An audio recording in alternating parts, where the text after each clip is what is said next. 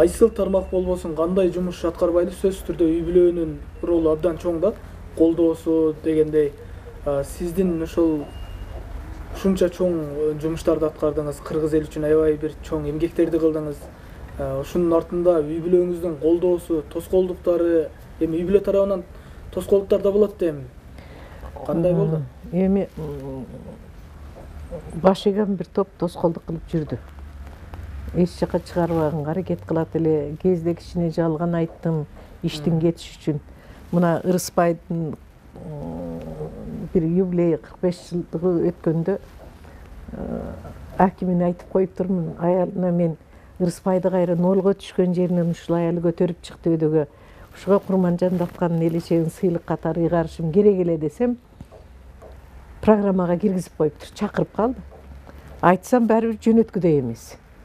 Айлан кетти.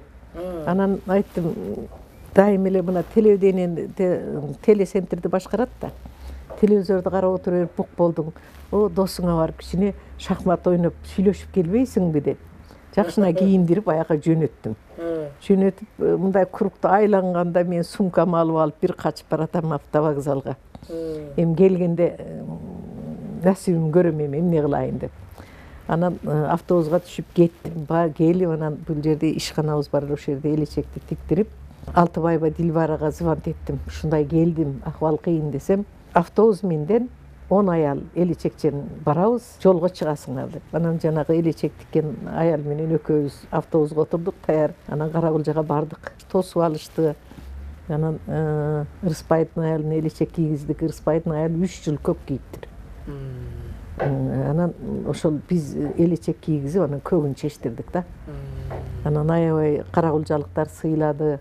Аден бир өзүнчө боз үйгө алып барып, өзүбүзчө союш берип, бирimiz 2 союшту жеп, аябай сыйды көрүп, анан рахматын угуп кайтып келдик. Келип эми үйгө келатам. Ошондон айт. Үйгө кантип кирем деп, эми Алла айланайын, Алла өзүң сактай көр деп келатам. Эшикке келдим, келип 2 чоң сетка кармаганым. Биринчи 2 чоң сетканы биринчи сүдүрөдүм кирип. Сен охо, сен телевизордо жүрөсүң го деди. Яразак деп сүйүнүп калдым. Анан айттым ушундай.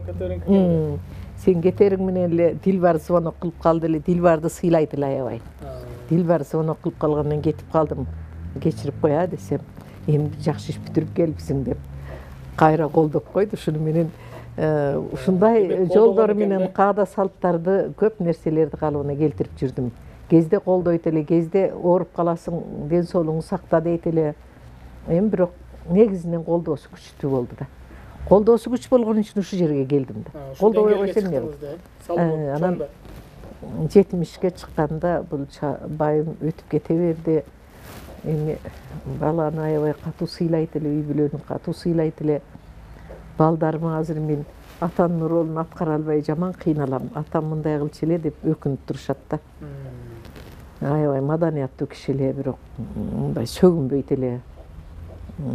Аябай билимдүү, маданияттуу киши эле. Эми сиз эже аябай үлгүлүү айымсыз да. Биздин кыргыз кыздары, ушул кыргыздын айымдары сизден үлгү алат деп мен ойлойм да. Кандай болуш керек? Ушул айымдарга бир насаат айтып өтсөңүз да биздин кыздарга. Эми аял киши өзүнүн деңгээлинде жүрү керек. Эне деген өтө ыйгат.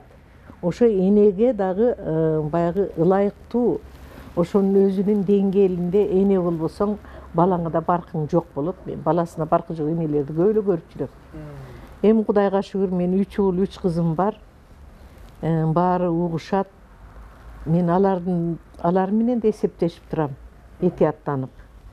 Анан бир күнү чоң уулум мынтет, апа, атамдын руху көрүп кыжалалып, кыйналып атабы экен, сиз кээ бир чалдар менен сүйлөшпөй эле коюңузчу дейт.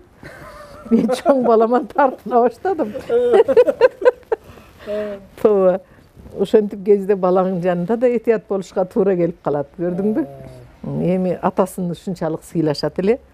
Аялдар өзүнүн аял деген, эне деген атына татыктуу болуп жүрүш керек. Кыздар, кыз баягы назы менен дегенде наздуу, акыл эстүү болуп элдин баарын суктанткан, аркасынан жигиттерди чуркаткан кыздар болуш керек. Анан олдоктоп, долдоктоп таңкылдаса ошол кыздарды ким ээрчийт? Кайсы бала? Эми баягы өзүнүн улуттун маданиятын сактап, анан өзүнүн кыз деген атына ылайык жүрсө, анын кардалы деле көп болот.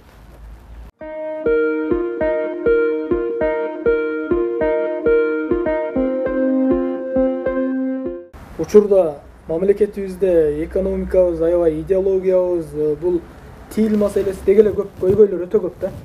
Учурда сизди негизинен жалпы алганда мамлекетибизде эмне ойлондурат сизди? Мындай жүрөгүңүздө үйгөн маселе кайсыл? Эми ушул бардык аракеттердин бардыгына так баа берилсе. Азыркы президенттен кичине үмүт кылып атабыз. Кичине ушу багытты түзүгүлө алат окшойт деп.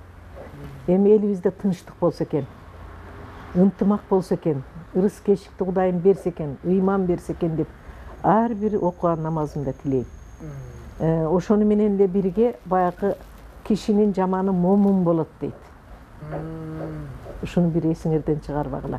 Момун киши жакшы иш кылбайт. Момун болбосун. Акыл эси менен зирек болуп, биринин бири кадырына жетип, улуттун маданиятын дагы туу тутушса, тилди туу тутушса деген менин негизги максатым ушул.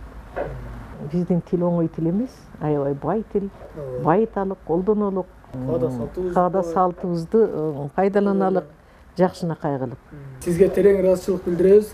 Биздин көрсөтүүгө убактыңызды бөлүп, ошол жалпы жаштарга, элибизге өзүңүздүн насаатыңызды, тажрыйбаңызды айтып, жакшы бир ойлорду калтырдыңыз. Эми эркек жигиттерге айткым келет, силер дагы жаштарга, эркектерге ассалому алейкум деген саламдашууну тааныйбы, тааныбайбы айтып жүрүүнү сиздер да жаштарга эсине салыңыздар. Адатка айлантыш керек. Биздин аялдар амансызбы деген сөздү айтыш керек. Амансызбы? Бар болуңуз деген жооп болот. Азыр ассалому алейкум деген сөздү көп укпай калдык да. Колдонулбай калат. Бул жакшы нерсе да. Кудайдын нуру сизге жаасын деген сөз экен. Ошентип бири-бирибизге саламдашып, акыл эстүүлүк менен тиргелик тутсак экен, элибиз тынч болсо экен, Кудайым жаратылыштын аламатынан, согуш апатынан сактасын элибизди. Албетте. Мына ошону каалайм. Урматтуу телекөрүүчүлөр, биздин бүгүнкү көрсөтүүбүздө албетте мен ойлойм, жаштар деги эле жалпы элибиз аябай бир жакшы бир акыл насааттарды укту, жакшы ойлорду укту деп, өзүнө жакшы нерселерди алды деп ойлойм. Биз ар дайым ушул Патила эжекебизге окшогон мыкты лидер инсандарды чагылдырып жүрө бермекчибиз. Жолугушканча.